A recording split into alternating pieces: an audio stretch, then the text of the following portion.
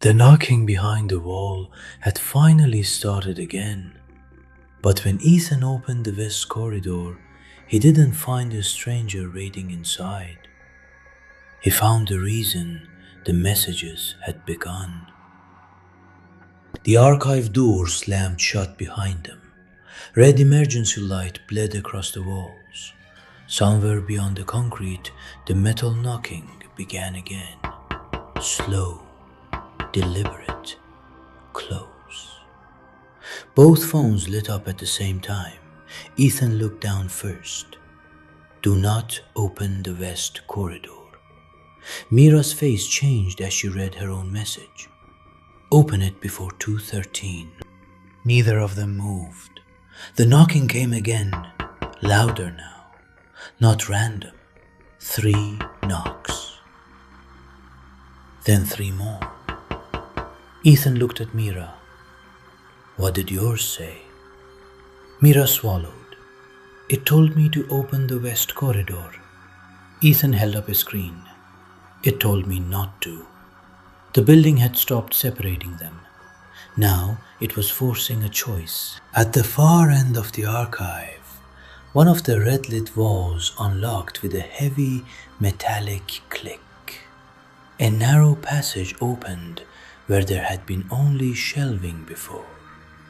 Above it, half buried under dust and paint, were 2 faded words. West Corridor. The knocking stopped.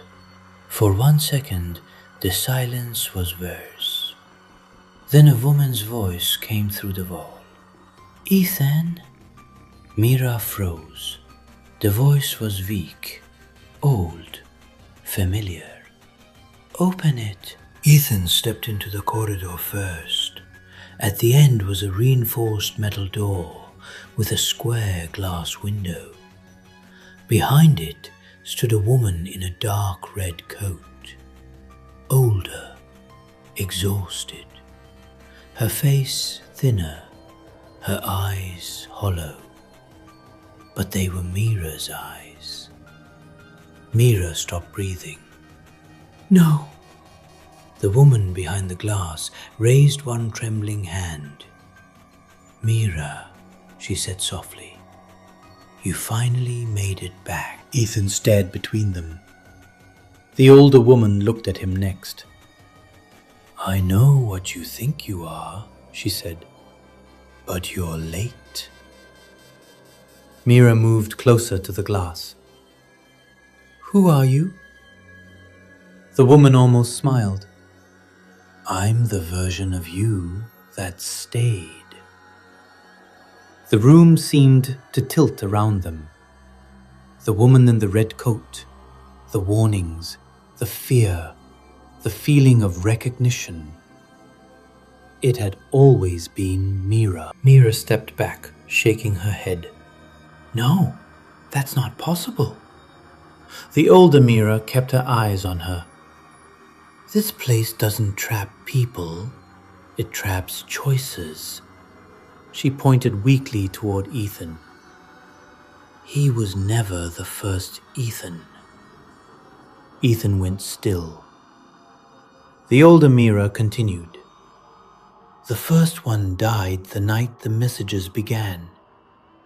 Every Ethan after that was a correction. A new version sent back through the same mistake. Mira turned toward him slowly. Ethan said nothing, because somewhere inside him, part of it already felt true. The largest monitor in the archive flickered back on. Screen Ethan appeared again. This time he wasn't smiling. He looked tired, almost relieved. She's telling the truth, he said. Ethan stepped toward the monitor. No. Screen Ethan ignored him. He looked at Mira. I stayed because I thought I could save both of you. Then he looked back at Ethan. We all think that. The word landed harder than anything else. All. Older Mira spoke through the glass again. The messages could only be sent by the one who stayed inside the loop. First Daniel, then me, then him. Mira's voice broke. My brother was here? Older Mira nodded. He tried to end it. He got close, but he chose the wrong person to save. The monitors around the room flickered with old images. Daniel in a corridor, a younger Mira near door 213, Ethan at different ages, in different clothes, in the same building, the same story, again and again. One screen showed a digital clock, 2:11. Another showed the front exit of Mercer Street, already fading. Older Mira pressed her hand against the glass. Listen to me. When the clock reaches 2:13, the loop closes again. Mira moved closer. How do I stop it? Older Mira looked at Ethan. Only one version can stay in the building when it resets. If you leave together, it starts over. If he stays, you get out and the messages end. Ethan shook his head immediately. No. But the silence after it was not certainty. It was fear. A drawer in the console beneath the monitors slid open. Inside was Ethan's phone. Not the one in his hand. Another one. Older. Cracked. On its screen was a message draft waiting to be sent. 2:13 a.m. Beneath it, a list of scheduled texts. The first warning. The door. Mercer Street. Every message. Ethan stared at it in horror. He hadn't just received the messages. He was the final one meant to send them. Mira looked at him. Tears stood in her eyes, but her voice stayed steady. If you stay, do you die? Screen Ethan answered instead. No. A pause. You remain. Older Mira closed her eyes. That's worse. The clock on the monitor changed. 2:12. The knocking began again, this time from all around them, inside the walls, inside the floor, inside the building itself. Ethan looked at Mira for a long moment. Then, for the first time since the first episode, his face changed. Not into fear, into understanding. It was never about saving me, he said. Mira shook her head. No, it was about getting you out. He took the cracked phone from the drawer. The scheduled messages glowed on the screen like a map of everything that had already happened. Then he smiled once, small, tired, real. So this is why I always knew the way. The exit alarm started screaming through the archive. 2:12:40. Ethan grabbed Mira's hand and led her back through the west corridor, past the archive, toward the opening that led out of Mercer Street. The building trembled around them. Lights burst. Metal groaned. At the final threshold, Mira held on to him. No, Ethan gently pulled free. You said it yourself, he whispered. Some places remember people. He looked back toward the darkness. This one remembered me too many times. He stepped backward into the red light. Mira's face broke. Ethan lifted the cracked phone. At 2:13, he said, I sent the first message. Then he shut the door between them. Mira pounded on the metal, screamed his name. But the corridor behind her was already changing. Walls dissolving into shadow, the exit narrowing. She ran.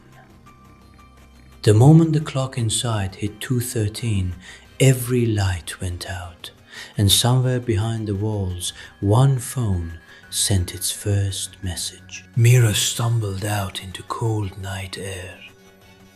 Mercer Street was gone. No narrow passage, no archive, no west corridor.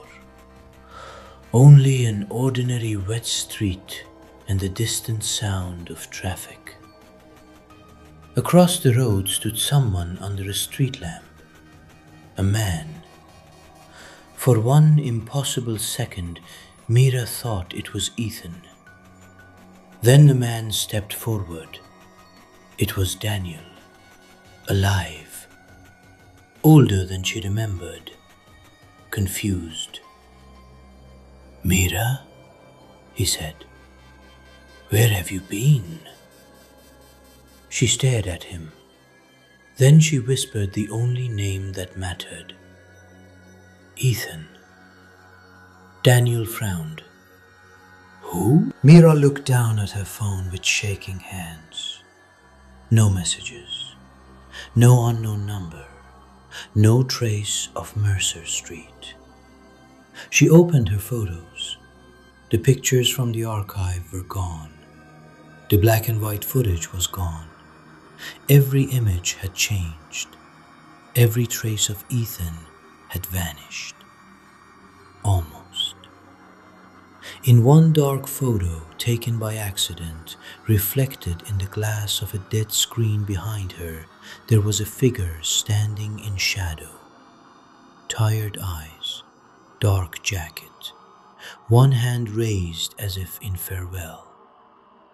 Then the phone vibrated one last time. Unknown. She opened it. One sentence. "You made it out."